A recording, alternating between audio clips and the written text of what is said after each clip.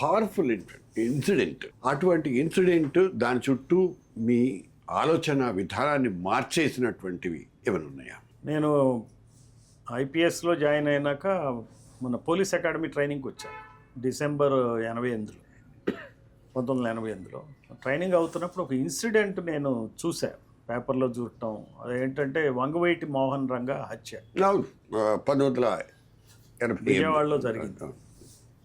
ఆ వంగవీటి మోహన్ రంగా హత్య తర్వాత ఏమైందంటే ఊళ్ళో అది ఒకటి జరగటం, అతను నిరాహార దీక్ష చేసినప్పుడు అతన్ని చంపేయటం, అది అక్కడ భద్రతా వైఫల్యం ఒక కారణం అయితే, తర్వాత అల్లర్లు బాగా జరిగినాయి. కాల్ చేశారు విజయవాడలో చాలా సెంటర్లో కాల్ చేశారు. కాల్చినప్పుడు నాకు అది నచ్చలే నాకు. ఎందుకంటే ఎందుకు పోలీస్ ఫెయిల్ అయింది అనేటువంటి భావన. నేను అప్పుడు అనుకున్నా, నేను పని చేసిన చోట ఇలాంటివి మాత్రం జరగకూడదు అనేది నా మనసులో బలంగా నాటుకున్నది. నాకేం తెలియదు పోలీసింగ్ గురించి. ట్రైనింగ్లో ఉన్నాం, మనకేం పెద్ద ఐడియా లేదు. ముస్సోరిలో ఐఏఎస్ ఆఫీసర్లతో పాటు మేము 3 సంవత్సరాలు ఫౌండేషన్ కోర్స్ చేసాము. అంతకుముందు ఫారెస్ట్ డిపార్ట్మెంట్లో పనిచేశాను, అసిస్టెంట్ కన్జర్వేటర్ ఆఫ్ ఫారెస్ట్గా. అవన్నీ ఉన్నాయి, కానీ ఈ ఇంపాక్ట్ నాకు కరెక్ట్ కాదనిపించింది, ఆ ఊళ్ళు తగలబెట్టడం. సో దాని నేపథ్యంలో నేను తర్వాత ప్రొద్దుటూరు ఏఎస్పీ అయ్యాను. ప్రొద్దుటూరు ఏఎస్పీ అయితే రాయలసీమ ఫస్ట్ ఏఎస్పీ అక్కడ. నేను కేవీ రెడ్డి గారు అని చెప్పి ఆయన ఎస్పీగా ఉండేవారు, కెప్టెన్ కేవీ రెడ్డి. చాలా మంచి ఆఫీసర్, జెంటిల్మెన్ ఆఫీసర్ ఆయన. సో ఆ కాలంలో ఏమైందంటే పక్క సబ్ డివిజను అది 90 కావచ్చు అండి, 1990 కావచ్చు.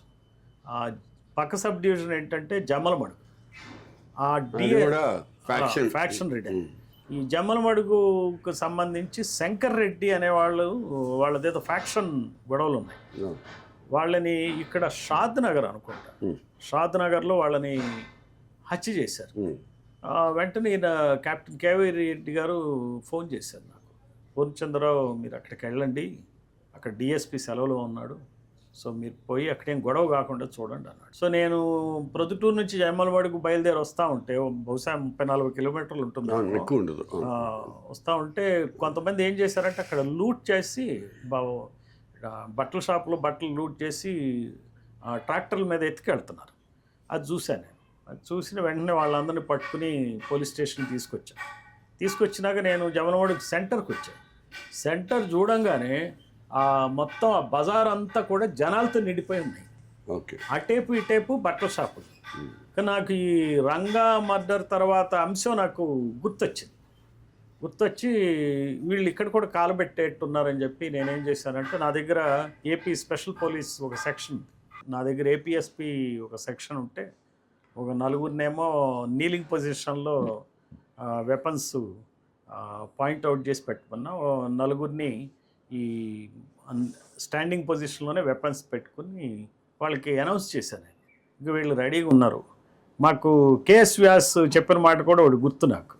కేఎస్ వ్యాస్ ఏమనేవాడంటే, గాలిలో ఎప్పుడు ఫైరింగ్ జరపద్దు మీరు, if you open fire it should result in death, అంతేగాని గాలిలో ఓపెన్ చేయటం ఇది చేయటం పనికిరాదు, కంట్రోల్ ఉపయోగం ఉండదు, వీళ్ళు గాలిలో ఫైర్ ఓపెన్ చేసి వెళ్ళిపోతారు అనుకుంటారు. ట్రైనింగ్ ఏం చెప్తారు కదా, అంటే only fire it at legs and so చేసేది ఏంటంటే వాళ్ళకి తుపాకీతో మనం ఓపెన్ చేస్తే వాళ్ళు ఆగిపోయేట్టు ఉండాలి, కానీ ఇదేదో ఉత్తునే గాలిలో ఫైర్ చేస్తున్నారనే అభిప్రాయం ఉండకూడదని చెప్పాడు. నాకు అది బలంగా నాటుకునుంది. నేను ఎట్లాంటి ఆఫీసర్ని కలుస్తూ ఉండేవాడిని వాళ్ళ ఎక్స్పీరియన్సెస్ తెలుసుకోవటం కోసం.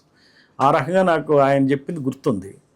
తర్వాత నన్ను ట్రైనింగ్లో ఒక ఆఫీసర్ చెప్పాడు, ఒక ఆయన సబ్ ఇన్స్పెక్టర్ నుంచి డిఎస్పీ ఆయన ఆఫీసర్ ఏమన్నా అంటే, సార్ ఫైర్ చేయటం అంటే జనరల్గా ఏంటంటే పోలీస్ ఆఫీసర్ బీపీని బట్టి ఫైరింగ్ అవుద్ది, ఇతనికి బీపీ ఎక్కువైతే ఫైర్ ఓపెన్ చేస్తాడు, స్థిమితంగా ఉండేవాడైతే ఫైర్ ఓపెన్ చేయాల్సిన అవసరం లేకుండానే మనం చాలా ప్రాబ్లమ్స్ సాల్వ్ చేయొచ్చు తెలుస్తుంది.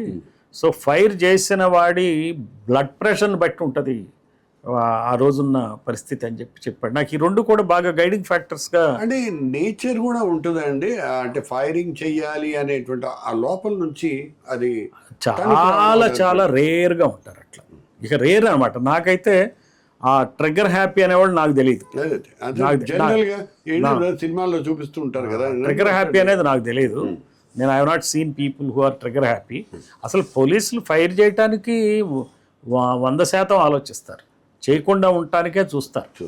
కాకపోతే ఏంటంటే కొన్ని పరిస్థితుల్లో మీ ఇందా చెప్పాను చూడండి, అతని పరిస్థితులు అతనే కంట్రోల్ తప్పే పరిస్థితి కావచ్చు, లేకపోతే ఎదుటి వాళ్ళ నుంచి వచ్చిన పరిస్థితి కావచ్చు. సో ఆ పరిస్థితుల్లో ఎదుర్కొనేటువంటి సందర్భంలో వచ్చిన ఘర్షణ వల్ల చేస్తారు. సో నేను ఎప్పుడైతే వీళ్ళని స్టాండింగ్ పొజిషన్, నీలింగ్ పొజిషన్లో పెట్టి నేను ఫైర్ చేస్తాను మీరు డిస్పర్స్ కాకపోతే అనగానే వాళ్ళు ఏం చేశారంటే విదిన్ 3-4 minutes డిస్పర్స్ అయిపోయారు.